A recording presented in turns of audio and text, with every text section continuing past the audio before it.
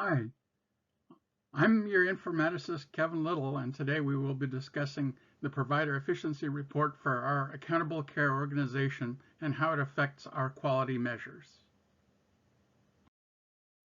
An outline of the content we shall cover includes Part 1, the current situation with provider efficiency reports and the supporting data.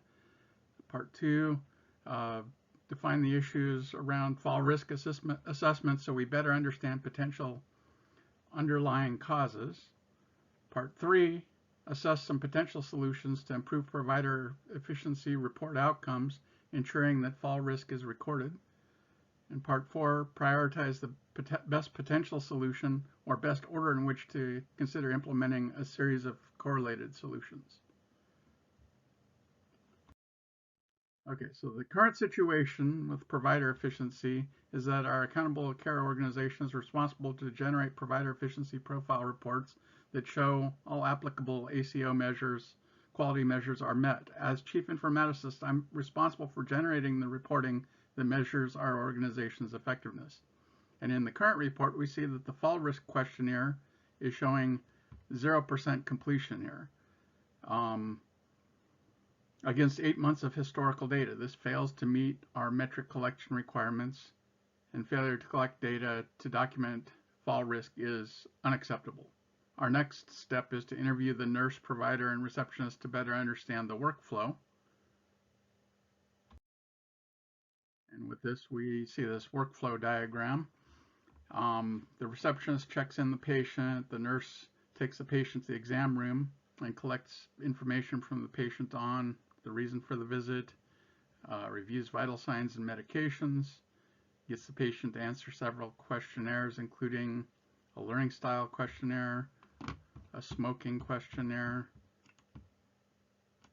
a depression screening questionnaire, lifestyle questionnaire, social determinants of health questionnaire, and when questionnaires are completed, the nurse enters notes into the EHR through their secure workstation, and the provider is signaled when the nurse is ready and enters the exam room to greet the patient. The provider reviews the nurse's documentation, performs examination of the patient. The provider places orders into the EHR for the nurse. The provider enters the fall risk assessment into the EHR through secure workstation where it is useful for reporting. And then the nurse carries out any orders from the provider and ends the visit, and the receptionist records as the patient checks out. Now that's the intended workflow. And our actual workflow is just a little bit different. There's one step that we see is different. Please note that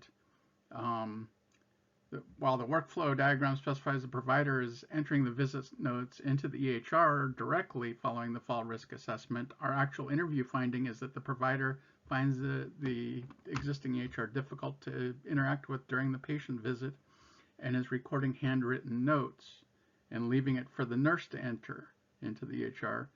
And the nurse's workflow is often so busy that these paper entries will get backlogged. So the provider writes a fall risk assessment on a handwritten note and provides that to the nurse. And the provider places orders on a handwritten note and provides that to the nurse. And the nurse carries out the orders on the handwritten notes and ends the visit.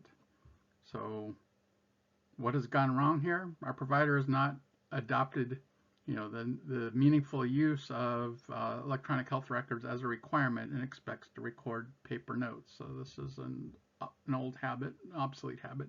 Our nurse has not adopted the extra data entry task imposed by the provider's improper choice. When neither one takes responsibility to record the fall risk, the required quality metric is not recorded in EHR for reporting purposes. So this is why it doesn't show up on our report.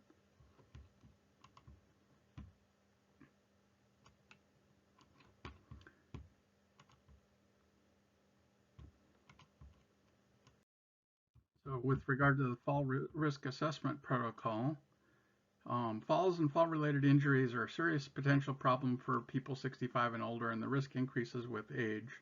The increased tendency to fall also affects family members and caregivers, and two common tools for screening, which we might be using, are the falls efficacy scale and the Active Specific Balance Confidence Scale, both of which are questionnaires with 10 to 16 questions. As many questionnaires have been filled in previously, if it is possible, we can move the fall risk assessment questionnaire to an earlier point that prioritizes the importance of this input. Ideally, this should be filled in by the patient before the visit via an online patient portal. If the patient is comfortable with this approach, or it can be filled in via paper or tablet form in the waiting area. And it should be first among the questionnaires, and the receptionist should be able to check that the questionnaires are completed by the patient before they're admitted to see the nurse.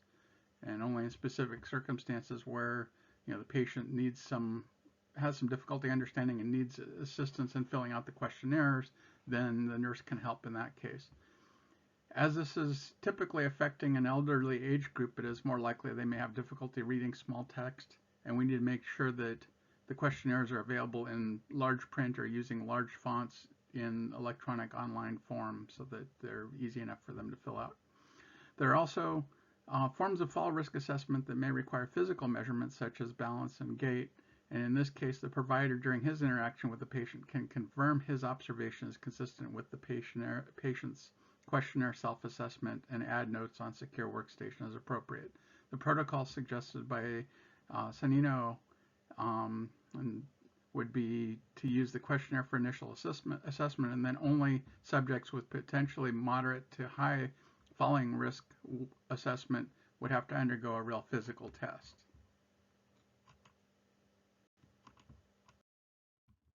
So potential solutions that we can consider here. We can focus on the provider adoption of the electronic health record and enhance provider training and/or enhance the electronic health record interface to overcome the provider's objections that it interferes with their patient visit. We can add a step to the workflow for the nurse to check on and validate the provider electronic health record entry. We can add a step to the workflow for the receptionist to check on and validate both the nurse and provider entries as part of their end of visit protocol. We can add a step to the workflow to print an end of visit summary form for the patient to summarize today's findings and recommendations so that they're kind of also in the loop and verifying that some conclusion was entered into the HR so that it would have to be part of what's printed out there. And ultimately, let's see. Oh, and the nurse has the most steps in the existing workflow. And if we can relieve some of this burden by having patients fill out questionnaires in the waiting room prior to the visit, that would definitely be helpful. And ultimately, we can optimize this questionnaire workflow by moving it to our online patient portal so that it doesn't consume nurse or receptionist time during the office visit, even in the waiting room, and we could just have our staff confirm that it has been entered online, and provide the patient with assistance in filling out anything that they hadn't already filled in online. Maybe they can get most of it done online and just wait to do what they have questions about.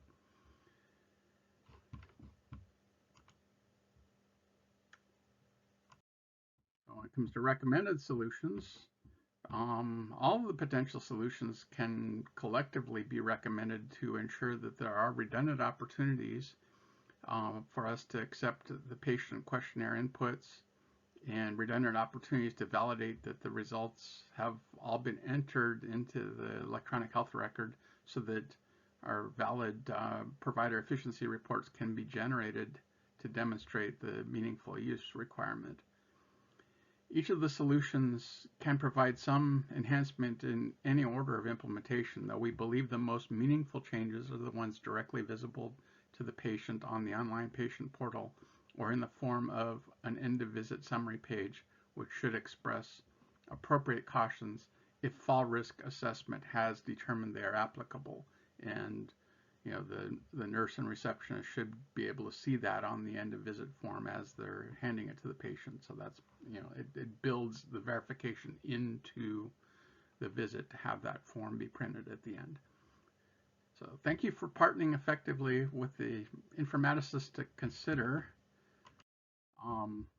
potential solutions to our provider efficiency reports and work on the necessary next steps to improve provider adoption and have more patient-friendly interaction so that we achieve our accountable care quality assessment recording goals. Thank you.